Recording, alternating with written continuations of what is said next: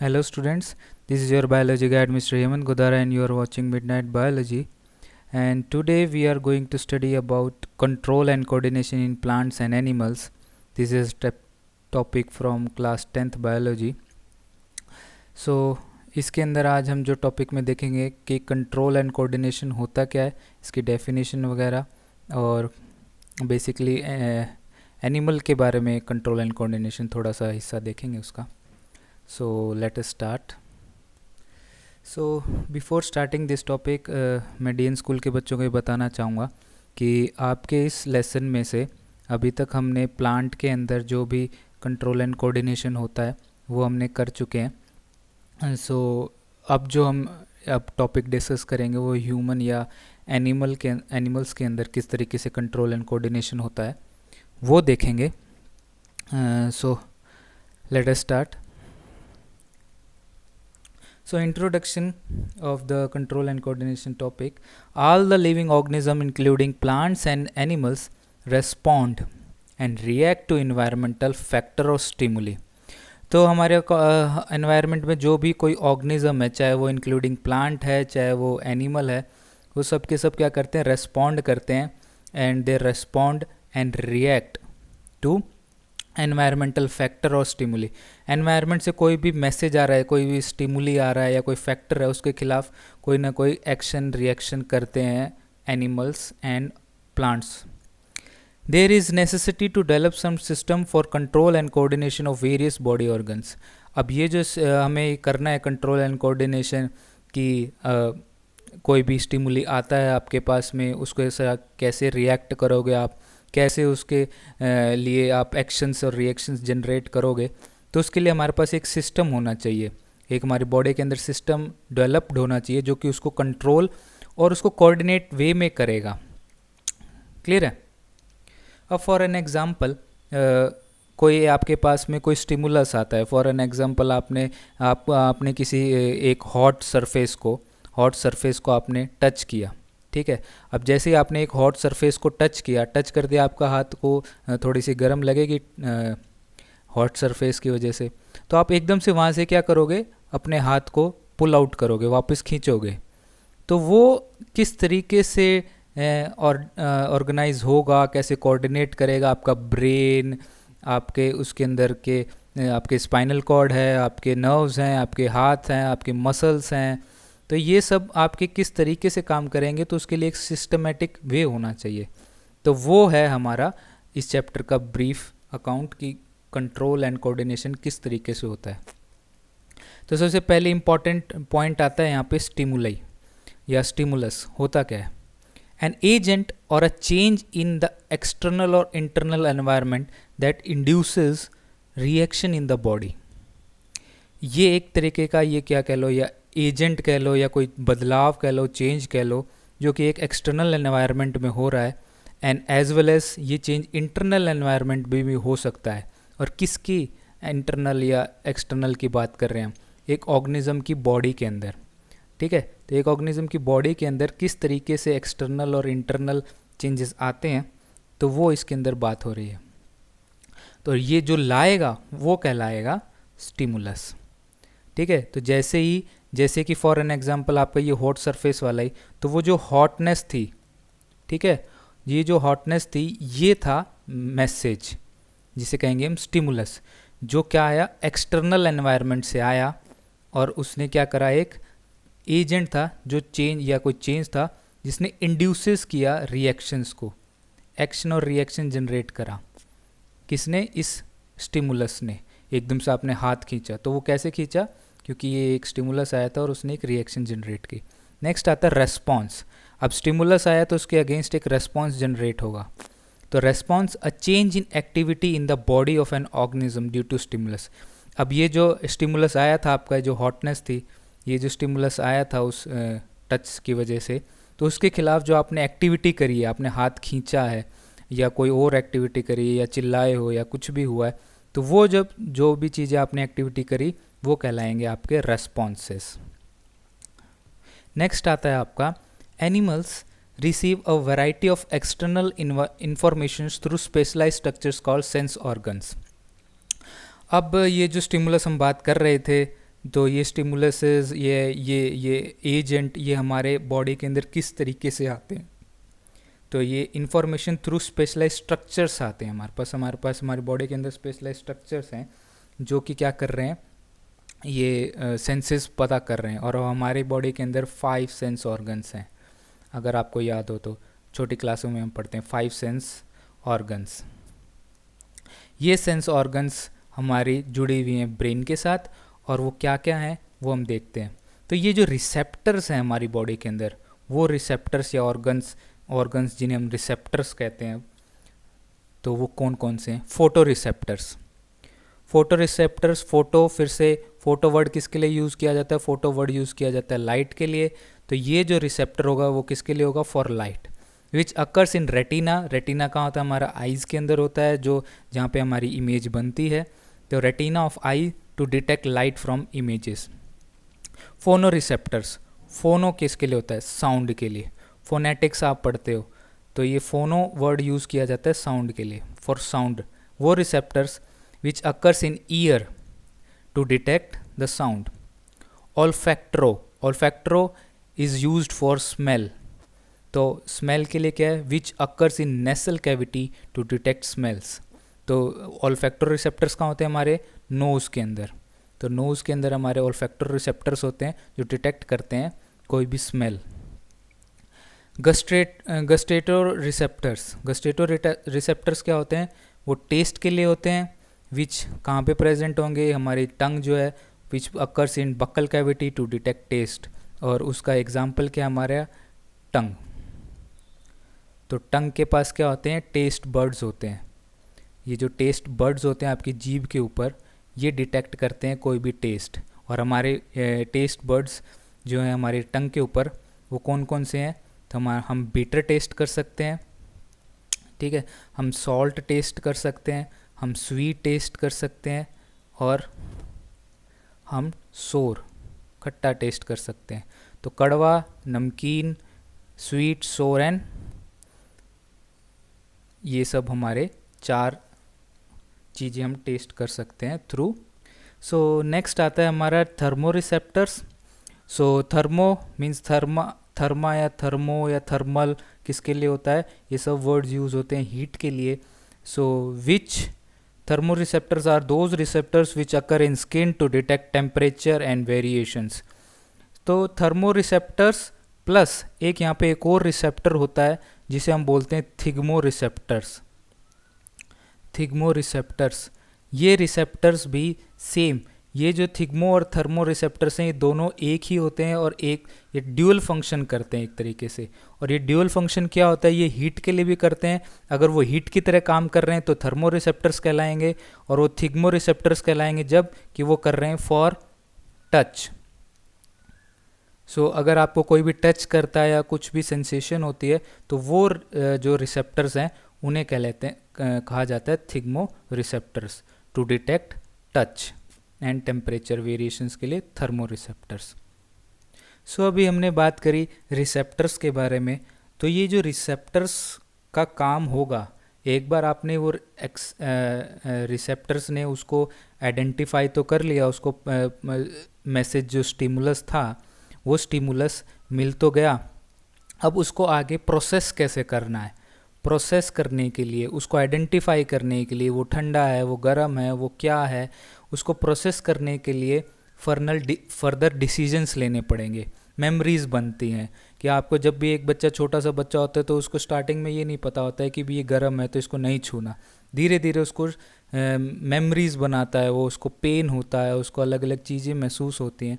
तो वो प्रोसेसेस करने के लिए हमें फर्दर सिस्टम्स की ज़रूरत है। स्टिमुलस आएगा, उसको प्रोसेस किया जाएगा, उसके बाद उस स्टिमुलस के खिलाफ कोई एक्शन जनरेट किया जाएगा। ठीक है, तो अभी तक हमने स्टिमुलस को आइडेंटिफाई करना पता कर लिया है कि किस तरीके से आता है और कौन उसको लेता है। अब उस स्टिमुलस जो अगर आ गया उसको प्रोसेस करना है। तो प्रोसेस करने के लिए 2 systems have been developed for better control and coordination of the various activities of organisms. तो वो 2 systems कौन से हैं, हमारा nervous system and endocrine system. Nervous system हमारे नर्व्स के साथ चलेगा और एंडोक्राइन सिस्टम हमारा एंजाइमेटिक होता है। एंजाइमेटिक। जो हमने स्टार्टिंग में पढ़ा था कि स्टिमुलस दो टाइप के होते हैं, इंटरनल एंड एक्सटर्नल। तो एक्सटर्नल स्टिमुलस के लिए हमारा नर्वस सिस्टम काम करता है, और इंटरनल स्टिमुलसेस जो भी जनरेट हो रहे हैं, जो भी मैसेज भेजना है इंटरनली हमारे ब्रेन को, वो किसके थ्रू होता है, एंडोक्राइन सिस्टम के अंदर। तो इंटरनल स्टिमुलस जनरेट करना एंडोक्राइन सिस्टम का काम है। अभी हम टोटल अभी आज के दिन में हम नर्वस सिस्टम थोड़ा सा देखते हैं। The nervous system, what is nervous system? The network of nerves, ध्यान से, nerve cells and fibres which transmits nerve impulses between parts of the body. अब एक सिस्टम, एक नेटवर्क, एक जाल है, किसका बनाया हुआ है? वो नर्व्स का बनाया हुआ है। और वो नर्व्स का जाल फाइबर्स और नर्व से मिलके बना है, और वो ट्रांसमिट करता है क्या? नर्व इम्पल्सेस जनरेट करता है वो, ठीक है। और वो किस किस के बीच में होती है? Between parts of the body, different parts of the body में ये इम्पल्सेस जनरेट होंगी। हमारी बॉडी कंट्रोल एंड कोऑर्डिनेट कर पाती है थ्रू फॉर डिफरेंट स्टिमुलस के अगेंस्ट। इसके आगे थोड़ा सा और देखते हैं। The nervous system in vertebrates is highly evolved. It is the control system for all our actions, thinking and behaviours. The nervous system है हमारा वर्टिब्रेट्स के अंदर, जिनके रीढ़ की हड्डी होती है उनको वर्टिब्रेट्स कहते हैं। The nervous system in vertebrates is highly evolved, हमारा इवॉल्व बहुत ज़्यादा है, बहुत अच्छा सिस्टम है। And it is control system for all our action, जो भी हम एक्शंस करते हैं वो सारा हमारा नर्वस सिस्टम जनरेट करता है। हम जो सोच रहे हैं वो नर्वस सिस्टम कर रहा है, हम जैसे बिहेव करते हैं वो भी हमारा नर्वस सिस्टम का जनरेटेड एक्शंस हैं। अगर मैं आपको ये सब बात बोल रहा हूँ, वो मेरी अब ये सब बातें क्या है, मैंने जब मैं आपकी तरह था तो मैंने उसको बातों को सुना, उसकी क्या बनी? मेमोरीज़ बनी। अब मेमोरीज़ बनने के बाद में अब मैं क्या करता हूँ? आपको एक्शंस जनरेट कर रहा हूँ। जैसे कोई आपको बोलेगा वेयर इज़ योर हेड, तो आपने क्या करा? आपके रिसेप्टर्स ने, और कौन से रिसेप्टर्स? आपके फोनो रिसेप्टर्स। तो फोनो रिसेप्टर्स ने क्या करा? हेड सुना। हेड सुनते ही आपके एक मेमोरी जो बनाई हुई थी कि हेड कहाँ होता है, सर को बोलते हैं, तो सर को आपने दिखा दिया कि ये लो, ये मेरा सिर है, इसको बोलते हैं हम हेड।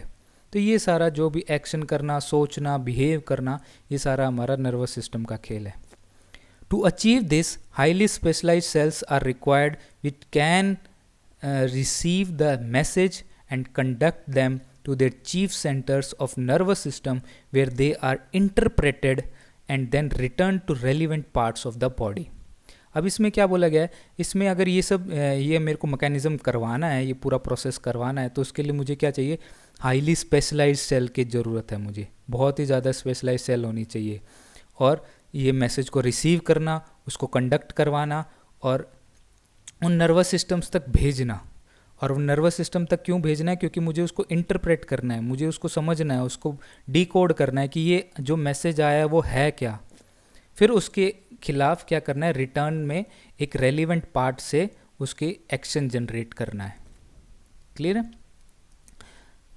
और इसको थोड़ा सा ब्रीफली और आगे हम देखते हैं कि क्या ये डेफिनेशन है और किस तरीके से वर्क कर रहा है, तो आपको और इजी हो जाएगा इसको देखना, समझना। जिस स्पेशलाइज्ड सेल की बात हम पिछले स्लाइड में करी थी, वो स्पेशलाइज्ड सेल क्या है उसको जानने के बारी आ गई अब। तो न्यूरॉन क्या है? न्यूरॉन है हमारा, न्यूरॉन और नर्व सेल कह लो, दोनों एक ही बात है, are structural and functional unit of nervous system. इस बात को रट्टा मारो चाहे कैसे भी करो, इस बात को याद कर लो, हमेशा गांठ मार लो कि हमारा structural and functional unit of nervous system क्या कहलाती है? न्यूरॉन। ये बहुत बार 1 मार्क में CBSE पूछता रहता है, और आपके कई बार आपको एंट्रेंस टेस्ट में ये क्वेश्चंस मिलेंगे कि nervous system, structural and functional unit of nervous system क्या है। तो आपको 2 तरीके से ही मिलता है, आप कंफ्यूज होगे। Structural and functional unit of life बोल दिया जाए तो क्या है? सेल, 9th क्लास की बात। And structural and function unit of nervous system बोला जाए तो उसका आंसर क्या है? न्यूरॉन। क्लियर है? अब आगे चलते हैं कि न्यूरॉन दिखता कैसे है। इस तरीके से दिखता है। ये एक हमारा स्ट्रक्चर है न्यूरॉन का, जो आपने बहुत ही फेमिलियर है, आपने छोटी क्लासों में भी पढ़ा है। हमारा इसे नर्व सेल भी कहा जाता है। और अगर एक इसकी डायमीटर और इसकी लेंथ के बारे में बात करें, सो ह्यूमन बॉडी के अंदर अगर कोई लार्जेस्ट सेल है, या लार्जेस्ट की जगह लॉन्गेस्ट बात करें, लॉन्गेस्ट सेल है तो वो है न्यूरॉन, या कह लो नर्व सेल। ठीक है, ये याद रखना बच्चों, ये क्वेश्चन भी कई बार पूछ लिया जाता है कि लॉन्गेस्ट सेल ह्यूमन बॉडी के अंदर कौन सी होती है, न्यूरॉन होती है। इसमें ये पार्ट तो छोटा रह जाता है, बट ये पार्ट जो है जिसे एक्सॉन बोलते हैं, ये पार्ट सेवरल मीटर्स तक हो सकता है। आपके हेड रीजन में ये पार्ट होगा और पूरी बॉडी के अंदर एक्सॉन होगा, और एंड में तो आपके हेड से लेके टिप टो तक की लेंथ हो सकती है एक न्यूरॉन की। तो सेवरल मीटर्स तक लंबा हो सकता है न्यूरॉन, और छोटा भी हो सकता है, वो डिपेंड करता है वो प्रेजेंट कहाँ पे है। सो अब हम देखते हैं इसके स्ट्रक्चर को स्टडी करते हैं कि क्या स्ट्रक्चर है उसका, क्या क्या पार्ट्स हैं इसके। सो पार्ट्स के बारे में हम देखते हैं न्यूरॉन के। तो सबसे पहला जो पार्ट है वो ये स्ट्रक्चर है इसका, ये पोर्शन स्ट्रक्चर क्या है हमारा, ये जो पार्ट है इसका जो मैं मार्क कर रहा हूँ यहाँ पे, ये पार्ट कहलाता है इसका सेल बॉडी। ठीक है, सो ये इतना पोर्शन कहलाएगा क्या इसका, सेल बॉडी। ये हमारी पूरी क्या है, नर्व सेल है, इस पूरे को हम नर्व सेल बोलते हैं। तो इसमें ये जो रीजन है इसका, ये कहलाया जाता है सेल बॉडी, या कह लो साइटन। इसको दूसरा वर्ड जो दिया गया है वो है साइटन। अब इसके खास बात देखते हैं और इसमें क्या क्या चीज़ें हैं। तो इसकी जो ये हेड रीजन कह लो या सेल बॉडी कह लो, इसके पास में एक न्यूक्लियस है, ये है इसका न्यूक्लियस, और इसके पास में ये पूरा जो साइटोप्लाज्म पड़ा हुआ है, इसको ये एक सेल के अंदर क्या होता है, साइटोप्लाज्म। तो वो साइटोप्लाज्म यहाँ पे कहलाता है साइटोप्लाज्म जो इसके अंदर है। और अगर वो साइटोप्लाज्म प्रेजेंट है हमारे नर्व सेल के अंदर, तो उसको क्या कहेंगे हम, उसको कहेंगे हम न्यूरोप्लाज्म।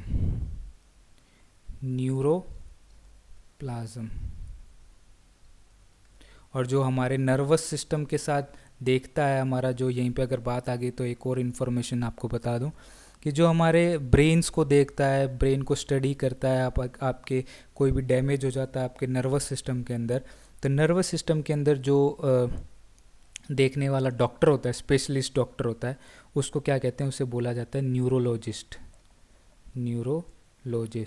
जो आपके ब्रेन को और नर्वस सिस्टम को ठीक करता है, कोई बीमारी हो जाए तो।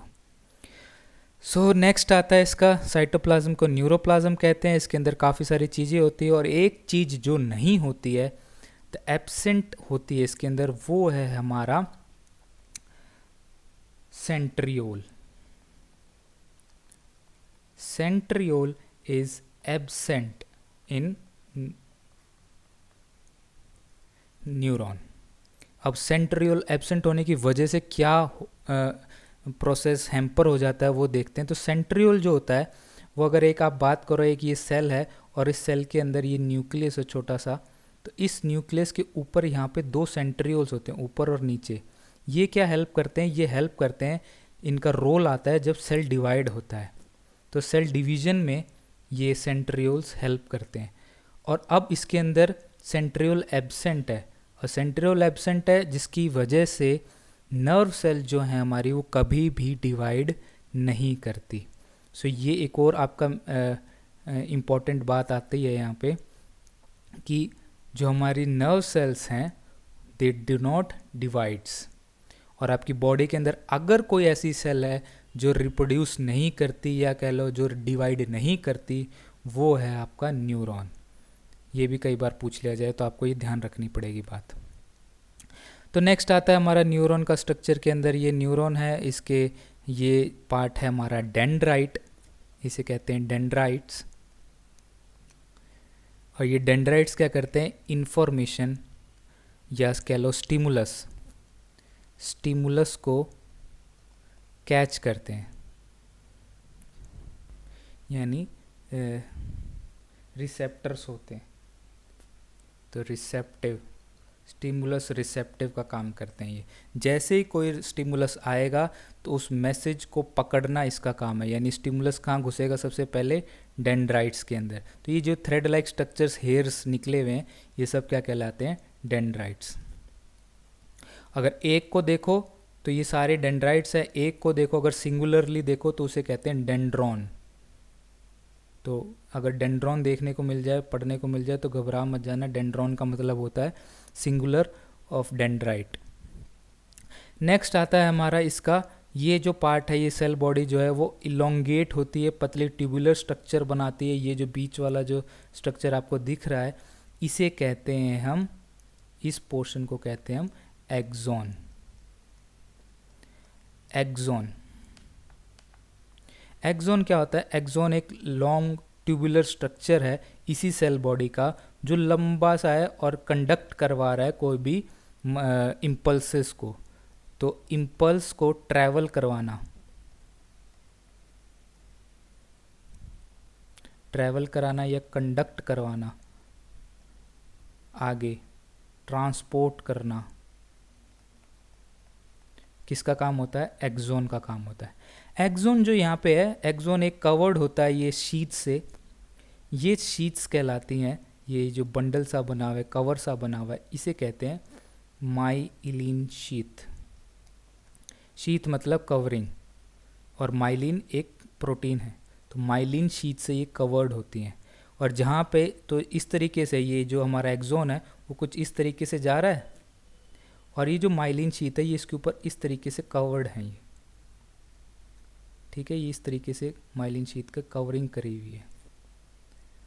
तो माइलिन शीथ जो ये कवर्ड हुई हुई है ना, इसके बीच में गैप्स होते हैं थोड़े थोड़े, तो इन गैप्स को बोला जाता है, ये जो नोड्स हैं, गैप्स, ये वाला जो पोर्शन है, इन्हें कहा जाता है नोड ऑफ रेनवियर।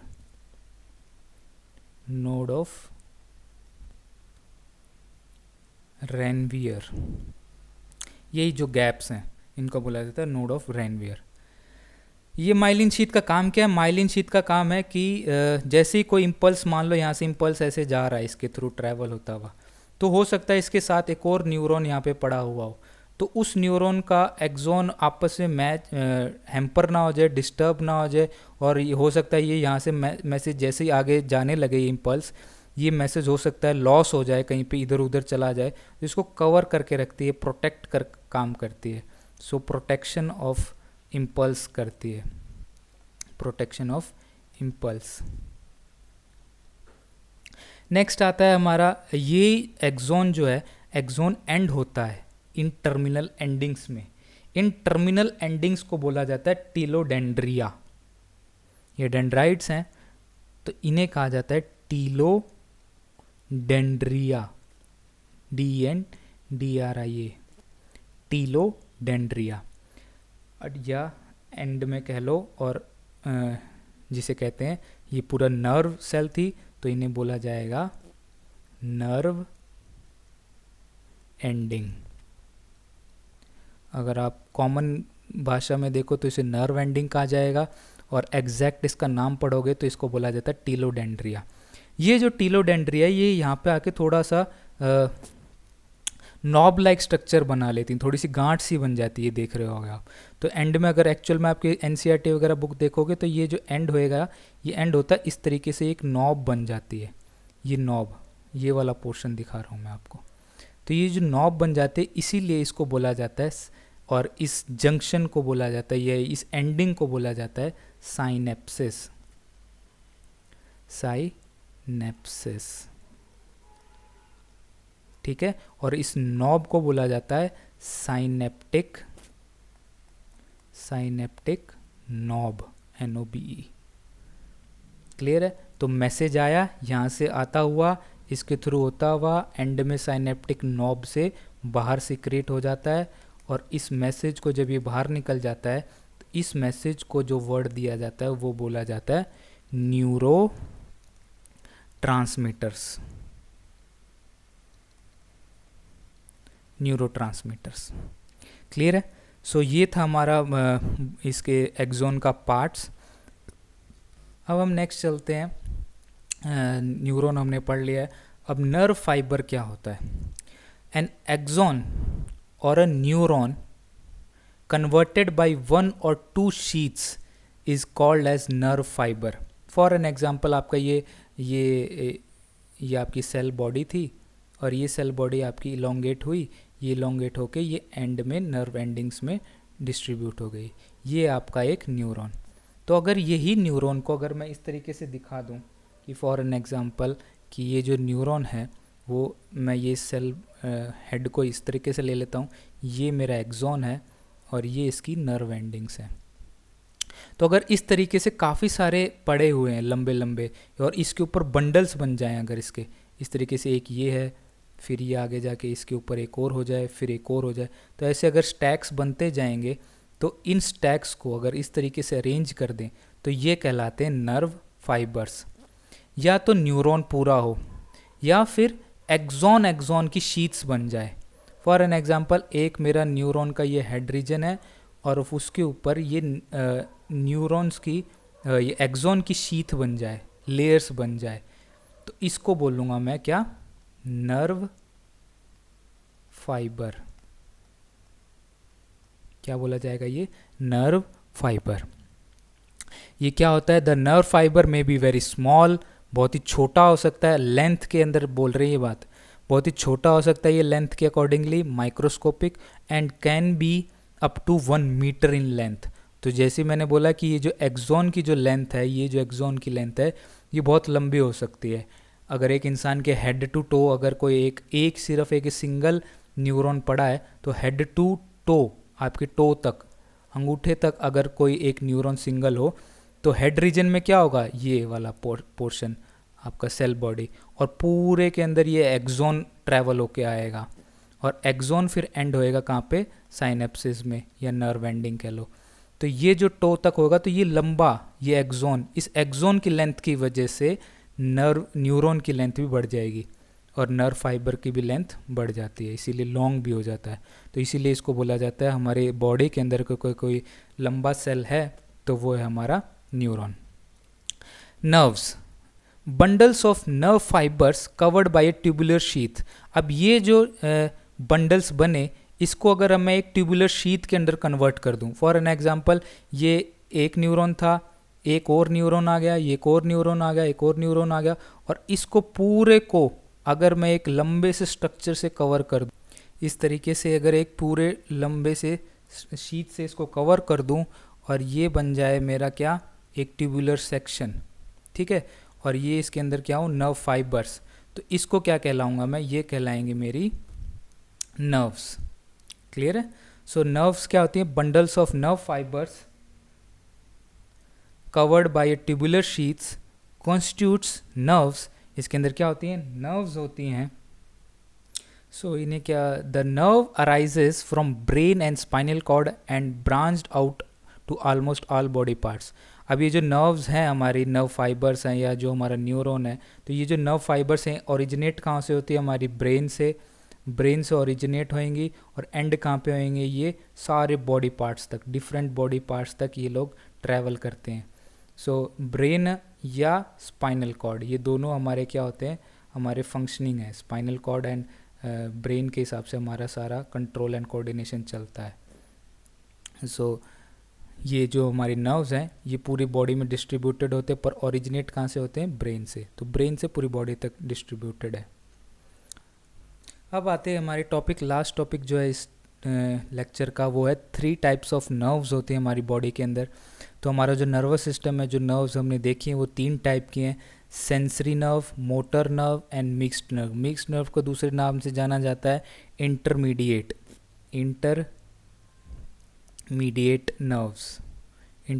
नर्व्स।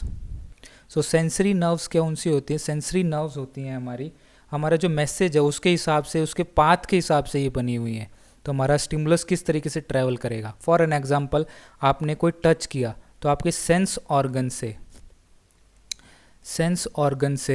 या सेंस ऑर्गन कह लो या रिसेप्टर कह लो, इस रिसेप्टर से स्टार्ट होएंगी और कहाँ तक जाएंगी? ब्रेन तक। सो रिसेप्टर से ब्रेन तक जाने वाले नर्व्स को बोलते हैं सेंसरी नर्व्स। उसके बाद में ब्रेन के अंदर क्या हुआ, उसको इंटरप्रेट किया गया, उसको प्रोसेस किया गया, उसके बाद में उस मैसेज को वापस भेजा गया। तो मोटर नर्व्स कौन सी होती हैं, ब्रेन से निकलती हैं और कहाँ तक जाती हैं, मोटर मसल्स तक या मसल सेल्स तक।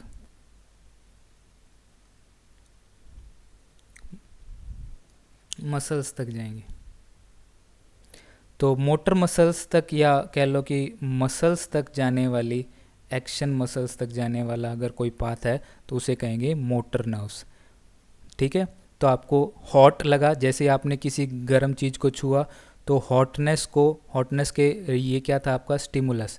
तो स्टिमुलस को लेके गया ब्रेन तक, कौन, सेंसरी नर्व, और ब्रेन से स्टिमुलस जो भी प्रोसेस हुआ उसको लेके गया मसल्स तक, वो कहलाएगा मोटर नर्व्स। ये जो मसल्स है ये ज़रूरी नहीं है सेंस ऑर्गन हो। इस टॉपिक को और अच्छे से हम पढ़ेंगे जब हम पढ़ेंगे रिफ्लेक्स एक्शन या रिफ्लेक्स आर्क जब हम पढ़ेंगे तो उसके अंदर हम देखेंगे कि किस तरीके से ये मोटर नर्व्स और सेंसरी नर्व्स काम करती है। अभी बस ये पाथ याद रखना कि सेंस ऑर्गन्स या रिसेप्टर्स से ब्रेन तक जाने वाले नर्व सिस्टम को हम सेंसरी नर्व बोलते हैं और ब्रेन से मसल्स तक आने वाले को मोटर नर्व्स बोलते हैं। इंटरमीडिएट नर्व्स ये कौन सी होती हैं, फॉर एन एग्जांपल अगर मैसेज को हमने डाइवर्स एंगल्स पे भेजना है, बहुत अलग अलग काम करवाने एक ही उसको, कि फॉर एन एग्जांपल आपको बोल दिया कि एकदम से स्टिमुलस आया और आपका अर्थक्वेक आया, तो अर्थक्वेक जैसे ही आएगा तो आपकी सिर्फ एक मसल या एक काम थोड़ी ना करेगा, आपकी पूरी बॉडी काम करेगी।